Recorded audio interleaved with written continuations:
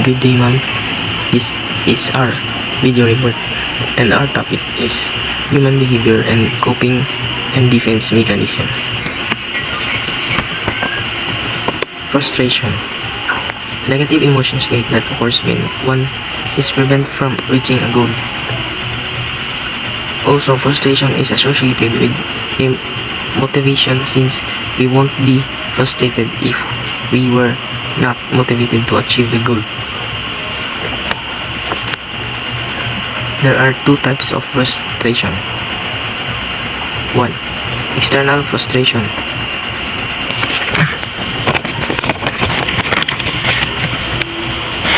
External frustration refers to the feeling of disappointment, anger from obstacle, challenges, or circumstances outside of one's control.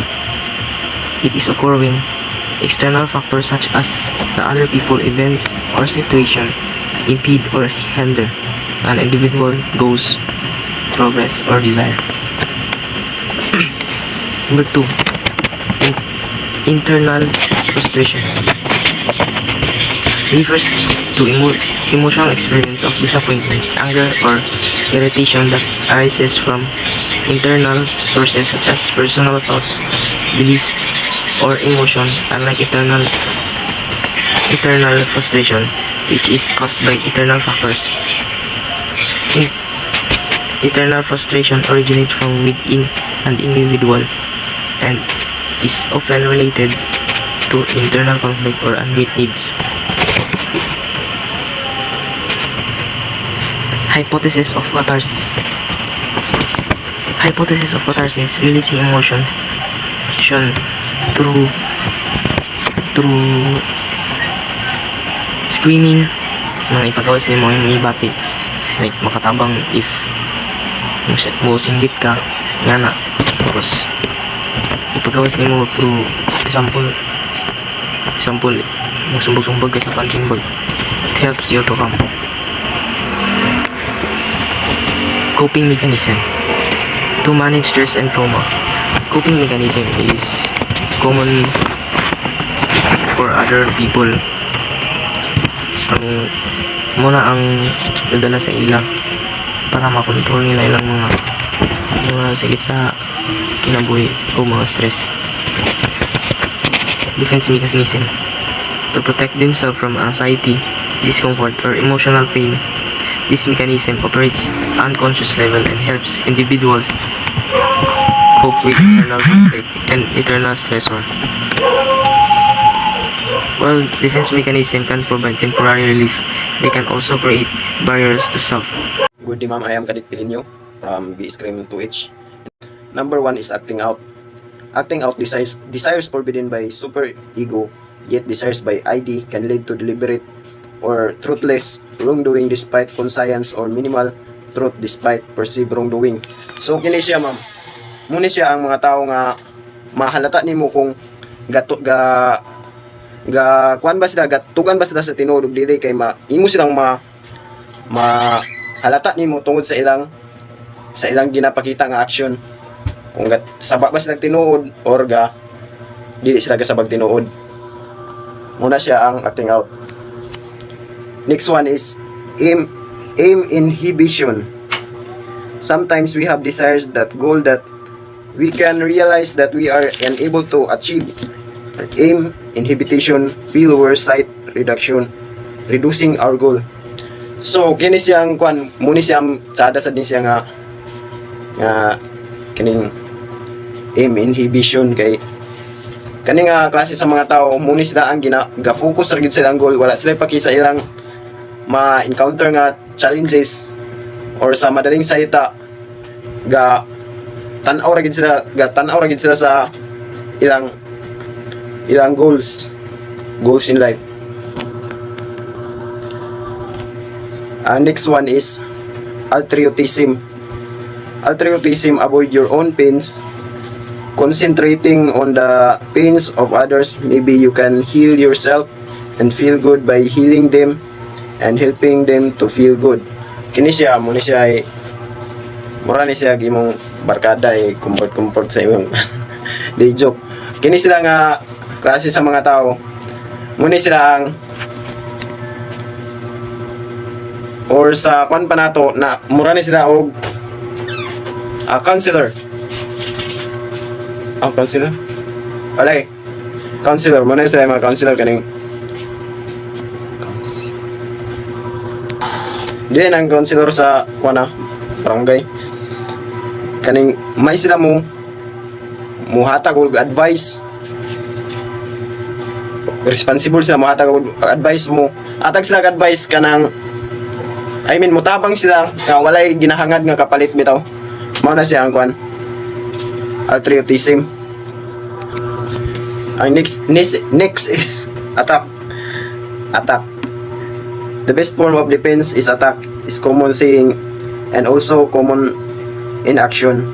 And when we feel threatened or attacked, living psychologically we will attack back. O kanay mo ni silang mga tao nga kanang dili gyud pautang ba kung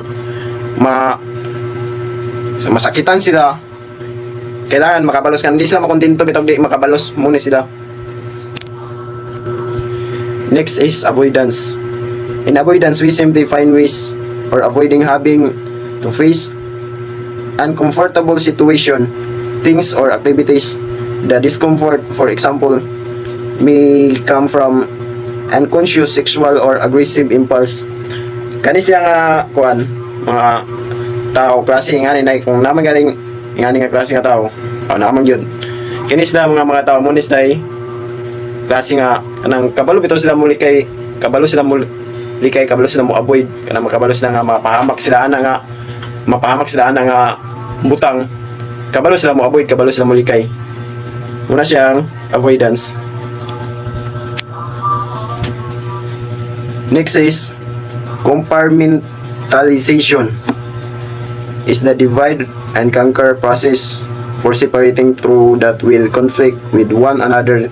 This may happen when there are different belief or even kani siya, kani nga tao, kani nga klase nga mga tao munis lang kana bitong nasa example nasa problema silang balay tapos di niya ginadala nasa problema sa pamilya tapos katrabaho siya, ang problema niya sa ilang pamilya dili niya ginadala sa ilang trabawan para dili maka-affect man to sa iyang trabaho kung iyang dalon dito. Muna silang mga tao nga kwan kanang gina-separate bitaw nila ilang personal life, personal problem o ilang trabaho. Good day, ma'am. So this is my topic of reporting. Displacement. It refers to the shifting of action from a desired target a substitute target when there are some reasons why the first target is not permitted or not available. So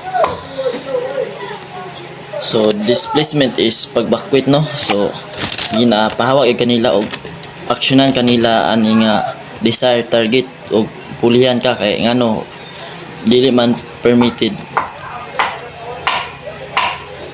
So next is dissociation. So dissociation is the process of separating thoughts of activities from the main conscious mind to avoid conflict of pain achieved through objective third person perspective or dissociation of affect. So nakita nga ng magtiayon or nag-asawa, nagbulag. So kinahanglan na i-process gina nila ilang or mga separating thoughts or ilang mga gamit. So kinahanglan yun na i-separate na nila kay para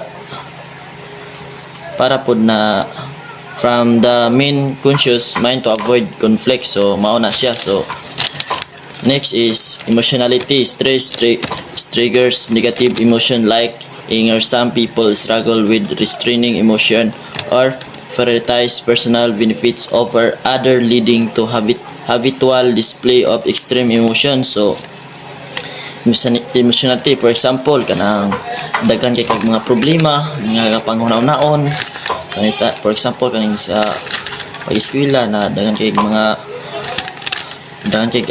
project or mga amoton na wala kay allowance. So mo nang problema ka. So makauna na kag mga negative emotion. So So mo nang sa buhat kag dili maayo kay tungod ani na kuan problema. So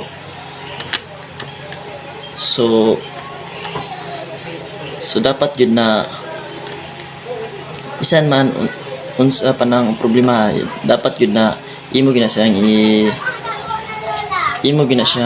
pinaagi sa maayo. So fantasy or daydreaming to comfort ourselves when we are unable to accomplish our aims, we instead imagine them. So gina-comfort nimo ang kagalingon when tong wala ka. So ina-accomplish gyapon nimo ang imong instead na imagine na lang nimo bisag kani siya na kuan, kani siya na adlaw imo gyud na yung pangandoy pero dili sa tinuod. So next is fight or flight reaction. So how you react in a certain circumstance, particularly when you're in danger, whether you flee or defend yourself. So maka-react na lang gyud ka sa imong mga certain circumstances. So kani siya is nakabutang gyud aning one. For example kaning mga gabaritis is di ba klase-klase na imong madunggan gyud dauton ka. So maka-react gyud ka na one na anong nani nga wala mo nagbuhat og ana na istorya or wala ko nagbuhat ana na butang na ako ng so inana. So next is self rejecting complaining. When you seek advice but continue to reject the suggested plan of action or another, you are still complaining. So one when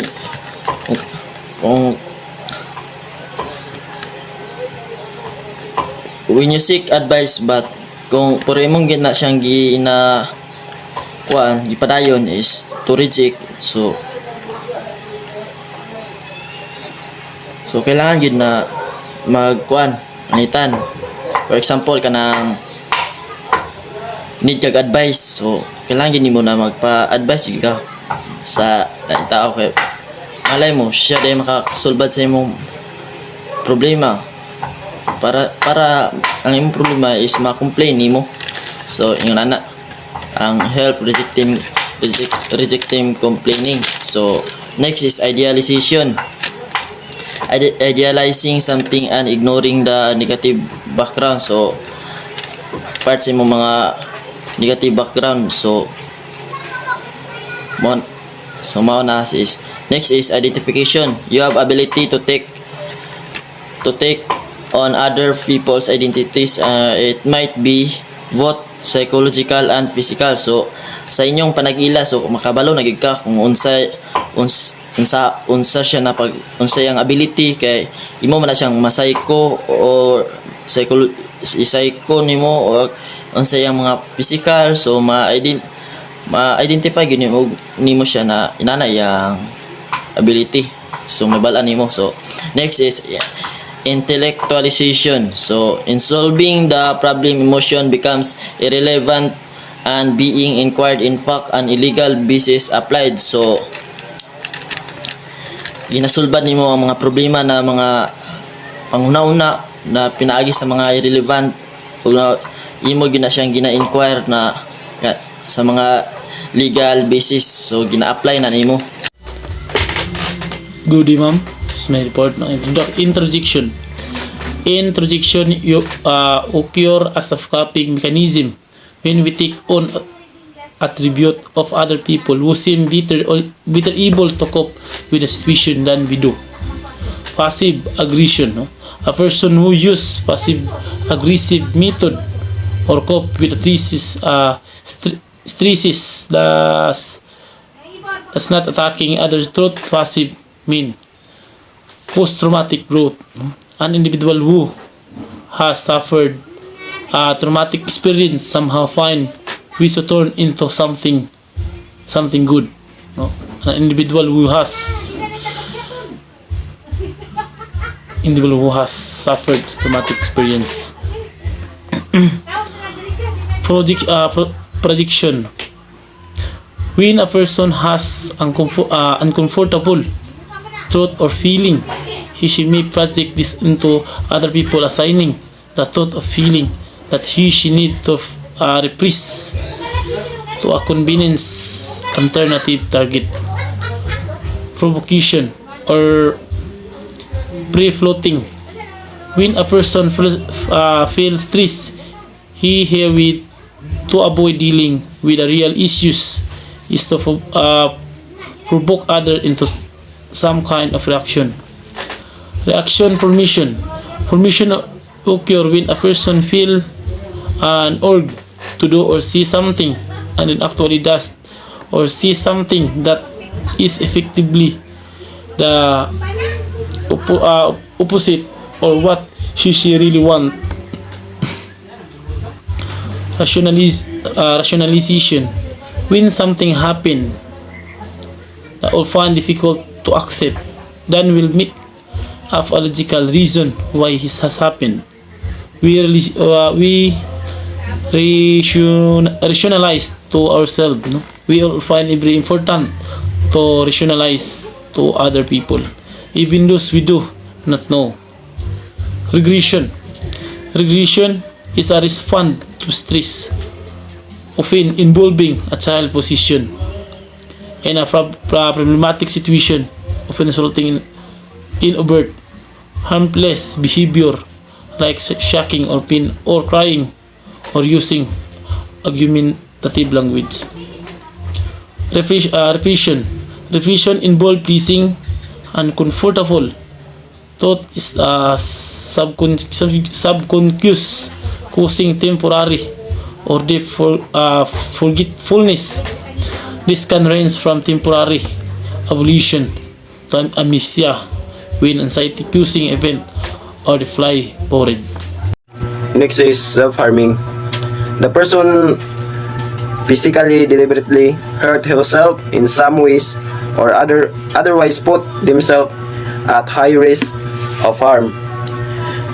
Kani siya nga kuan mga tao kaning usog kani sa samot na kaning mga teenager, samot na kanang mga broken hearted sila kay pambiyaan sila sa iyang uyab. Muna sila ilang ga pasakitan nilang kaugalingon pinaagi sa samutan ni mga high school life kaning maglasdas ilang buhaton ka na masakitan sila parang kulang-kulangan bitaw ilang sakit nga gabation ilang mga kasakit nga gabation nila ba mo na siya. Next is somatization. Occurs where a psychological problem turns into a physical and subconscious symptoms. This can range from simple twitching to skin rashes, heart problems, and worse. Kini sila kaning mga klase nga mga tao kanang naibang tao nga kanang bitong naa sila problema nga gabation and naa sila nga example stress. Napareha sa among nakoy kaila dito sa amo kanang problemado kay siya kanang nga tak example kanang tak yung buhok nga ana tungod sa stress mo na siya. Next Suppression. This is where the person consciously and deliberately puts down any thought that leads to feeling of anxiety, action that take the person into anxiety, creating a situation he also avoided. So, ginatawag ang suppression is pagsumpo. So, kung kanus ka na ani na conscious kay ka deliberately kay ka, so kanang for example grabe mong kanang pag-eskwela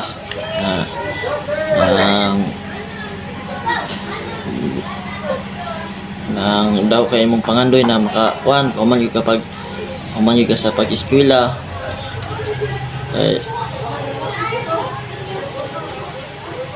kay lisod ka ayon karon nga kung once nga dili ka maka-graduate is ga bulihon ra ka. So mo na ang uban nga ginadaon kanila kani dili lagi ni siya makahuman og eskwela kay tungod kay kanang one lugar bugoy or bisyoso. So unang gina-lockdown nga sa ubang tao. So unang pagsumpo. So next is substitution. So this takes something that lead to discomfort and replace it with something that does not lead to discomfort, rather than making a difficult phone call. I call my daughter for a chat. So bis ikaw ang galid sa ilaha na mutabang sa ila to comfort na ikaw pa noy gidaot ikaw pa noy gidaot bis ikaw pa mutabang sa ilaha ana nga ikaw pa gatabang sa ila. So ilang bali or ginatolerate nila lang mga anak na kana siyang tawana o kana siya klaro. So mo na siyang ginatawag na substitution. So next is symbolism, as way of handling inner conflict by turning them into distinct symbols. So that's all.